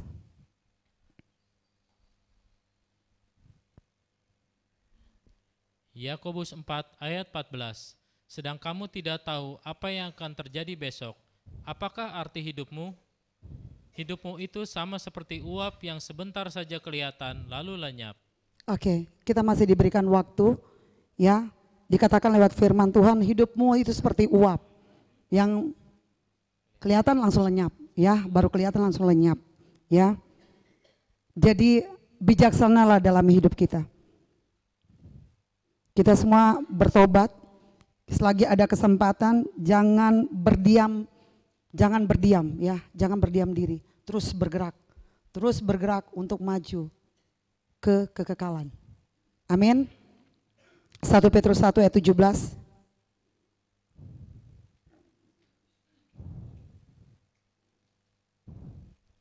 Satu Petrus 1 ayat 17. Dan jika kamu menyebut Bapa, yaitu Dia yang tanpa memandang muka menghakimi semua orang menurut perbuatannya, maka hendaklah kamu hidup dalam ketakutan selama kamu menumpang di dunia ini. Amin. Kita semua cuma musafir, menumpang di dunia ini. Gak ada yang bisa kita banggakan, ya. Gak ada yang bisa kita banggakan. Kita cuma sementara, tak ada yang abadi. Amin. Tahun lalu, kalau nggak salah Desember, saya pernah seperti ngobrol gitu ya kan. Tuhan bilang begini, kamu nggak punya apa-apa. Jangan pernah menyombongkan diri, aku punya rumah, aku punya mobil, aku punya harta ini, aku punya harta ini, punya harta ini. Kamu nggak punya apa-apa. Tapi saya dalam hati kan gini ya, masih bilang, tapi aku punya suami, aku punya anak. Tuhan bilang enggak, itu semua punyaku. Mungkin kita bilang, aku kan punya waktu. Tuhan bilang enggak. Ya, waktu itu milikku. Memang kita bilang 70-80 tahun. Opa malah bonus ya, udah 86. Siapa di sini yang bisa memprediksikan keabadian hidupnya? Sampai kapan? Enggak ada. Makanya Tuhan bilang gitu, kamu enggak punya apa-apa. Tapi Tuhan bilang, kejar aku, cari aku, kenali aku. Dan itu yang akan kamu banggakan. Kamu akan banggakan kepada orang-orang di sekitarku dengan mengatakan, aku punya Yesus. Itulah hartamu. Jangan pernah membanggakan. Aku punya rumah, aku punya mobil, aku punya deposito ini, harta ini, pulau ini, semuanya gitu. Jangan pernah, karena itu semua milik Tuhan. Semua titipan, istri, anak, saudara, semua titipan. Enggak selamanya kita bersama. Jadi kalau masih diberikan kesempatan saat ini ada hal-hal yang enggak beres, beresin. Suami, istri, ayo. Kadang kita merasa kehilangan ketika orangnya udah enggak ada. Ya kan? Kalau lagi masih ada, sebel dikit, wah marah, langsung ngambek. Ya kan?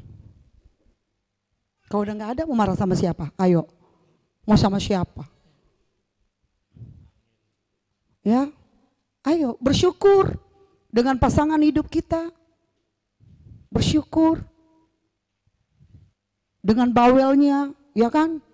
Nih punya istri kayak gini bawel banget, ya kan? Cerewet, gitu, ya kan? Coba kalau mama nggak ada, wis ini tenang banget rumah ini ya kan? Kita akan kangen dengan hal itu, ya kan? Bersyukur, semua gitu loh ya. Bersyukur. Nggak enak ketika cuma sendiri, nggak enak. Saya ngalamin ketika sendiri, anak-anak semua sekolah apa semua bengong sendiri gitu kan? Sepi juga nggak enak gitu ya. Nikmati segala sesuatu yang ada bersama suami, bersama anak, di setiap saat, di setiap keadaan. Nikmati dengan sukacita, ya kan? Karena kita cuma numpang sementara kata Tuhan. Ya. Sementara. Lakukan hal-hal yang menyenangkan hati Tuhan, bermanfaat bagi Tuhan. Bukan hal-hal yang sia-sia. Banyak hal yang Tuhan sudah kasih tahu kita gitu ya. Hargai ya. 1 Petrus 1 ayat 18 dan 19. 1 Petrus 1 ayat 18. Sebab kamu tahu bahwa kamu telah ditebus dari cara hidupmu yang sia-sia, yang kamu warisi dari nenek moyangmu itu, bukan dengan barang yang fana, bukan pula dengan perak atau emas. 19. Ayat 19, melainkan dengan darah yang mahal, yaitu darah Kristus yang sama seperti darah anak domba yang tak bernoda dan tak bercacat. Ya, kita ditebus dengan darahnya. Hargai semua pengorbanan Tuhan bagi kita. Amin. Ya. Roma 8 ayat 1. Ini 2 ayat terakhir. Roma 8 ayat 1. Demikianlah sekarang tidak ada penghukuman bagi mereka yang ada di dalam Kristus Yesus. Kita buka King James Version-nya, bahasa Inggrisnya. Ya. Yang tidak hidup menurut daging. Ya, who walk not after the flesh, but after the spirit. Tapi hidup di dalam roh. Ya. Kan kalau yang tadi bahasa Indonesia kan nggak lengkap ya. Tidak ada penghukuman. Bahasa Indonesia yang tadi Roma 8 ayat 1. Demikianlah sekarang tidak ada penghukuman bagi mereka yang ada di dalam Kristus Yesus. Cuma sampai situ, tapi seharusnya yang tidak hidup menurut daging, tapi hidup menurut roh. Apa? Roma 8 ayat 1. Oh, ayat 4. Coba buka ayat 4. Roma 8 ayat 4. Supaya tuntutan hukum Taurat digenapi di dalam kita yang tidak hidup menurut daging tetapi menurut roh. Iya, bahasa Indonesianya nggak lengkap ya. Ya, makanya di King James Version-nya yang lengkap. Oke, dan ayat penutup kita 1 Petrus 2, nggak ada ininya, ayat 9. Yaudah. 1 Petrus 2 ayat 9. Oke, Basta, ini ayat terakhir kita. 1 Petrus 2 ayat 9. Tetapi kamulah bangsa-bangsa yang terpilih, imamat yang rajani, bangsa yang kudus, umat kepunyaan Allah sendiri, supaya kamu memberitakan perbuatan-perbuatan yang besar dari Dia, yang telah memanggil kamu keluar dari kegelapan kepada terangnya yang ajaib. Haleluya, amin. Tuhan punya maksud yang indah bagi kita semua di tempat ini. Ya, tidak ada yang enggak, semua Tuhan punya rencana yang indah bagi kita. Karena berkali-kali itu disampaikan kepada kita lewat pesannya, ya. Biarlah kita semua di sini merenungkan arti keberadaan kita sampai detik saat ini, ya, di dunia ini, ya.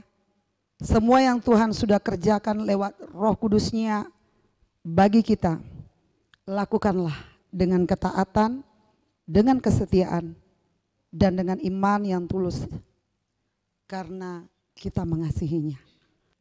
Amin. Tuhan Yesus memberkati kita semua.